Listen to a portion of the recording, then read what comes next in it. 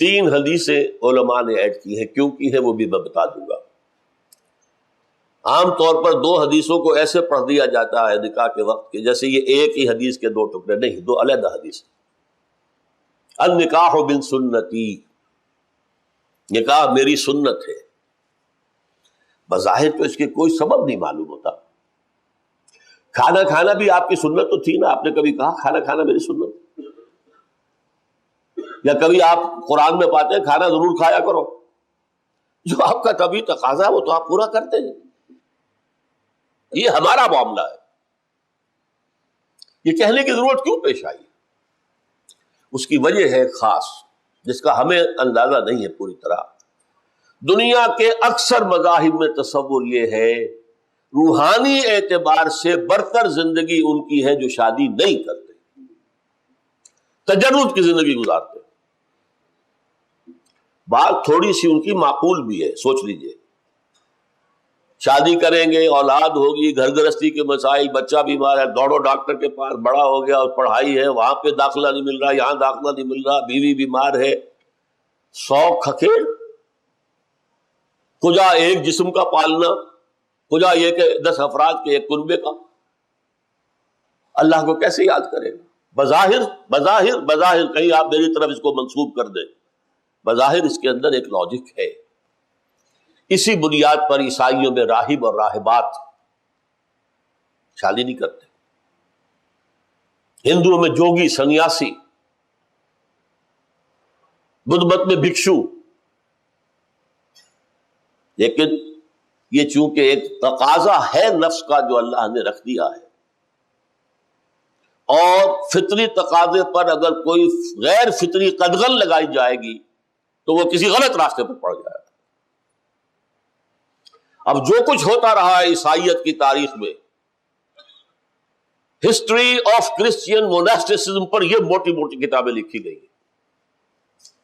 عیسائیوں کا خانقاہی نظام، ان کی خانقاہوں کے اندر راہب اور راہبائیں رہتے، شادی نہیں کی ہے، لیکن تہ خانے کے اندر حرامی بچوں کے قبرستان بنے ہوئے۔ کیسے رکو گے بھائی؟ ہاں کچھ لوگ کر جاتے ہیں کنٹرول، کچھ لوگ ہو سکتے ہیں، عام آدمی نہیں کنٹرول کر سکتے۔ اب آج کل جو کچھ آپ ٹی وی پر دیکھتے ہیں، جمی سواگڑ کا جو حشر ہوا، بہت بڑا پادری، بہت بڑا مناظر، احمد دیدات سے مناظرہ کیا تھا، اگرچہ شکست کھائی تھی، اس کا پھر جو کچھ آیا ہے کچا چٹھا۔ اب کیتھولک جو ہے زیادہ، وہ جو ان کے ہیں پادری، ان کا جو حصہ آپ ٹیلی ویژن پہ دیکھتے ہوں گے، کیا ان کا کردار ہے؟ تو یہ غلط کام ہے۔ تمہارے جسم میں جو تقاضے اللہ نے رکھے ہیں، ان لنفسک علیک حقا، ہمارا دین اتنا متوازن ہے، تمہارے نفس کا بھی تم پر حق ہے۔ تمہیں کھانے کا تقاضا ہے تو کھاؤ، لیکن حلال کھاؤ، حرام نہ کھاؤ، ضرورت کے مطابق کھاؤ، اسراف نہ کرو۔ تمہارا جنسی تقاضا پورا کرو، لیکن حلال ذریعے سے پورا کرو، حرام سے نہ کرو۔ اس لیے کہا النکاح من سنتی۔ اور اس میں ایک اشارہ اور میں آپ سے کر دوں، ہمارے ہاں بھی بعض اوقات کچھ بزرگوں، کچھ اولیاء اللہ، صوفیاء کرام کی تعریف کرتے ہوئے یہ کہہ دیا جاتا ہے، اجی انہوں نے تو بس ساری عمر اللہ سے لو لگائے رکھی، شادی نہیں کی۔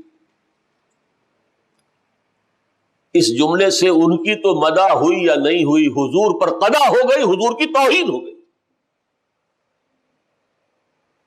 حضور تو کہتے ہیں میری سنت ہے، میں نے 11 شادیاں کی ہیں، 9 ازواج ایک وقت میں میرے گھر میں نہیں ہیں۔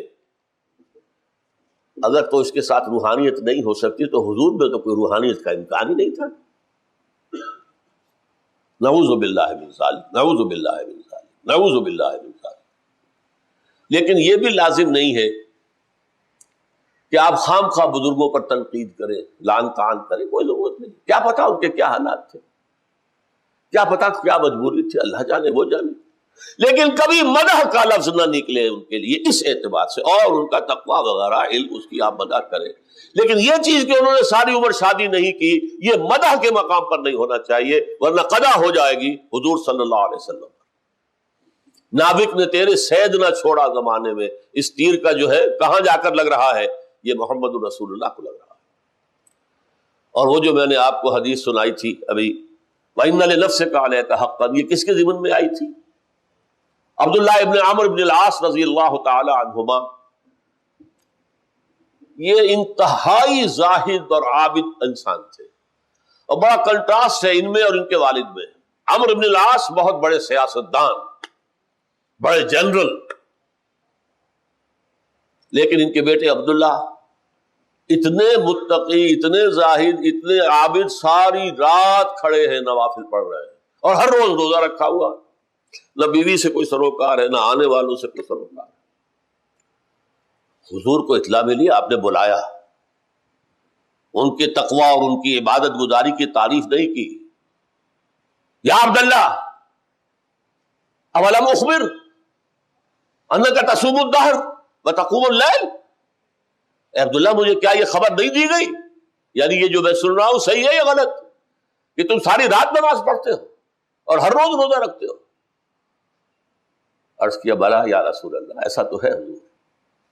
فرمایا لا تفعل، ہرگز ایسا مت کرو، ان لنفسک علیک حقا وان لزوجک علیک حقا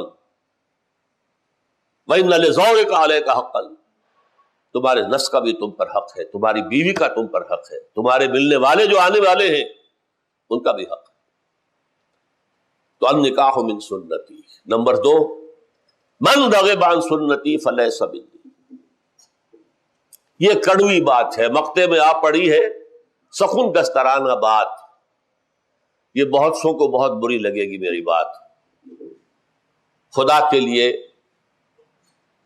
اس یقین کے ساتھ میری بات سنیے کہ میں کسی کی دل آزاری کے لیے نہیں کہہ رہا ہوں، ایک دینی فریضہ سمجھ کر کہہ رہا ہوں۔ من رغب عن سنتی فلیس منی، جسے میری سنت پسند نہیں ہے، جو میری سنت سے اعراض کرتا ہے، اس کا مجھ سے کوئی تعلق نہیں۔ وہ لاکھ اپنی جگہ سمجھتا ہو کہ میں محمد کا امتی ہوں، میرا امتی نہیں ہے۔ ہو سکتا ہے ہم شفاعت کے امیدوار بن کر حضور کی طرف دیکھیں اور حضور فرمائے دفع ہو جاؤ، تمہارا مجھ سے کوئی تعلق نہیں، میری سنت۔ اب سنت کسے کہتے ہیں؟ حضور کا طرز عمل۔ سنتیں چھوٹی بھی ہیں، بڑی بھی ہیں۔ جیسے آپ اکنامکس میں اصطلاح استعمال کرتے ہیں میکرو اکنامکس، مائکرو اکنامکس، تو میکرو سننا، مائکرو سننا۔ مائکرو سننا کی مثال سب سے مائکرو، سب سے چھوٹی، مسجد میں داخل ہو تو دایاں آگے جائے، بایاں نہ جائے، باہر نکلے تو بایاں پہلے نکلے، دایاں نہ نکلے۔ کسی نے تو نکلنا ہے بھائی، لیکن احساس رہے کہ داخل ہوتے ہوئے دایاں آگے، نکلتے ہوئے بایاں آگے۔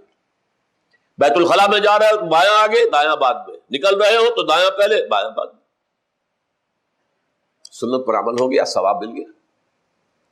رات کو سونے لگے، قبلہ رخ ہو جاؤ، کروٹ لے لو قبلے کی طرف، اور اپنے گال کے ہاتھے اپنی داہنی ہتھیلی رکھ لو، اللہ مزید توفیق دے تو مسنون دعا بھی مانگ لو، سنت ہو گئی۔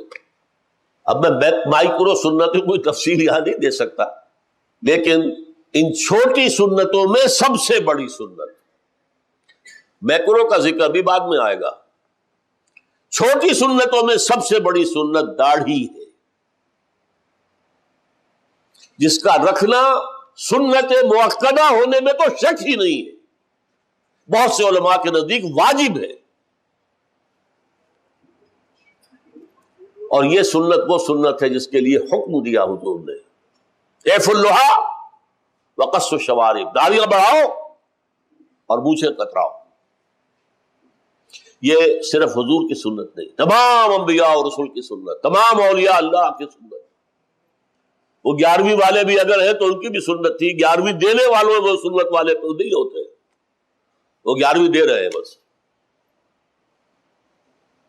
اچھا، یہ سنت ایسی عجیب ہے کہ ہے تو ہر دم ہے اور نہیں ہے تو یکسر نہیں ہے۔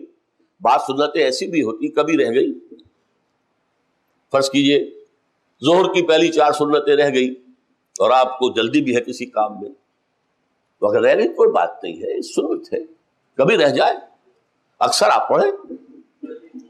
یہ سنت ہے کہ ہے تو ہمہ وقت ہے اور ہے نہیں تو زیرو، آل اور نن لا کہلاتا ہے فزیولوجی میں، ہے تو پوری اور نہیں ہے تو کچھ بھی نہیں۔ یہ مسلمان کی پہچان ہے، مسنون سنت، مسنون داڑھی، دور سے آپ کو پتہ لگے گا یہ مسلمان آ رہا، ورنہ کیا پتا کوئی عیسائی ہے، کوئی بدھ مت کا آدمی ہے، کوئی ہندو ہے، کون ہے کیا پتا۔ یہ ہماری پہچان، من رغب عن سنتی فلیس منی۔ غور کر لیجئے، ہم نے کسی کی سنت کو چھوڑ کر کسی کی اختیار بھی تو کی ہے، حضور کی سنت چھوڑ کر کرزن کی سنت اختیار کی کہ نہیں؟ کسی نہ کسی کا تو راستہ آپ اپنائیں گے۔ داڑھی مڑانا کب سے شروع ہوا؟ جب کرزن صاحب تشریف لائے تھے انگریز کی پیروی میں، الناس علی دین الملوکہم، اور اب وہ روش ہے، چل رہی ہے، پوری دنیا کا معاملہ یہی ہے، بھیڑ چال ہے۔ میں نہیں سمجھتا آپ میں سے کوئی ایک آدمی بھی ایسا ہو جس نے سوچ سمجھ کر حضور کی سنت ترک کر کے اور داڑھی بڑھانی شروع کی ہو۔ نہیں، رواج ہے بس۔ لیکن اس پر بھی ہمارے علماء اب کچھ کہنے کی پوزیشن میں نہیں رہے۔ جمعہ کے خطبے میں تو یہ باتیں آنی چاہیے۔ کیا کہیں، دیہات میں جاگیردار یا کوئی زمیندار سامنے بیٹھا ہوا داڑھی بڑھائے ہوئے، کیا کہیں اس کے سامنے؟ شہروں میں بھی اکثر و بیشتر انتظامیہ کے افراد جو ہیں وہ داڑھی بوڑھے ہیں، کیا کہیں؟ لیکن میں آپ سے خیانت برتوں گا اگر میں اس کا ذکر نہ کروں۔ And it's never late, too late. اب بھی چاہے آپ کی عمر 60 کی ہو گئی ہو، 70 کی ہو گئی ہو، نہ گھبرائیے کہ کیا کہیں گے لوگ، داڑھی رکھیے، جوان ہے ضرور رکھے، ضرور رکھے، ضرور رکھے۔ حضور کے ساتھ ہمارے تعلق کا یہ ایک پیمانہ ہے، آئینہ۔